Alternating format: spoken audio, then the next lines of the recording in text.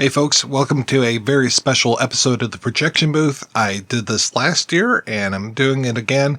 This is what they call a curtain raiser for the Fantasia Film Festival. The festival is currently running and will be running until early August. One thing I love about the festival is it highlights both new and old films.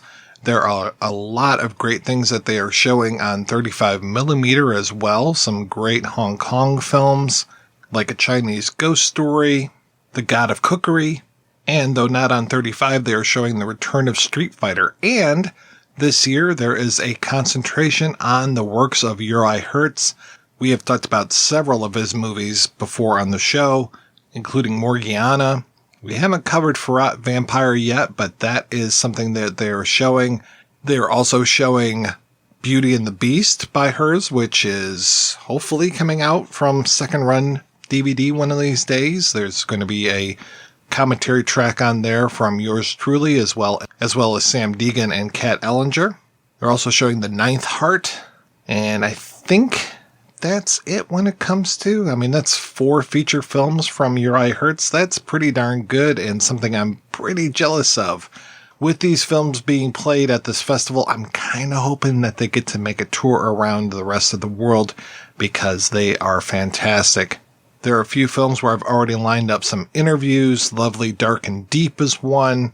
Empire V or Empire 5 is another. I'm hoping to talk with Mike Cheslick of Hundreds of Beavers, which looks really wild.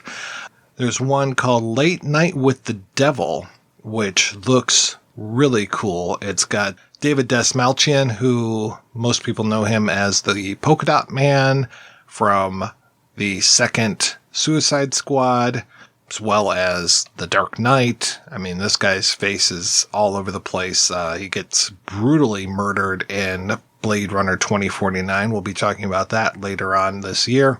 But again, that is called Late Night with the Devil. Looks like a good retro-style horror film set in 1977. The festival this year also features a few films that we've talked about on the show before, including A Disturbance in the Force, which is an incredible documentary about the Star Wars Holiday Special. Also playing at the festival is The First Slam Dunk, which we just heard a little bit about that on our episode about the Japan Cuts Festival. Oh, another Czech film that is not by Uri Hertz, but Wojtek Janci, The Cassandra Cat, which I talked about that last year, and I think, if memory serves, our commentary is on that Blu-ray as well. That is one where I am very, again, jealous of people being able to see that on the big screen because it looks incredible. They're also doing a retrospective of some Larry Kent films, which I have to say I'm not familiar with him as a filmmaker that much, and I'm really excited to actually check him out. Thank you so much to Fantasia for putting those out. Another film that looks very interesting is one called Hippo by Mark H. Rappaport, which has a narration by Eric Roberts. So something I'm hoping to hear about more on Eric Roberts' The Fucking Man, the incredible podcast, which if you're not listening to that, you definitely should. Another one that I'm hoping to see very soon and possibly talk with the filmmaker is one called Touch Kink. Looks like a great documentary. And I might also be talking to the filmmaker behind Vincent Must Die, which is kind of a mashup of a lot of different genres where we have one person who's being chased through all of those genres. Vincent, the titular Vincent.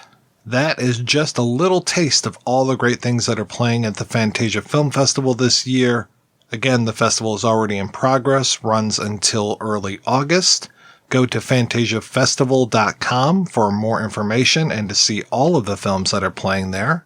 And stay tuned to the Projection Booth to hear interviews with some of these filmmakers and to hear more about what they are up to.